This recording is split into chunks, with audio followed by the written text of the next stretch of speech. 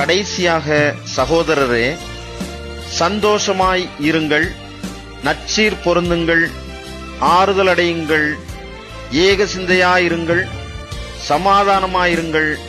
அப்பொழுது அன்புக்கும் சமாதானத்துக்கும் காரணராகிய தேவன் உங்களோடே கூட இருப்பார்.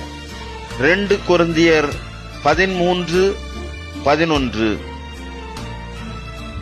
இந்த நாள் இனிமையான நாளாக உங்கள் வாழ்வில் அமைய இறைமைந்தன் இயேசுவின் நாமத்தில் அன்பின் வாழ்த்துக்கள்.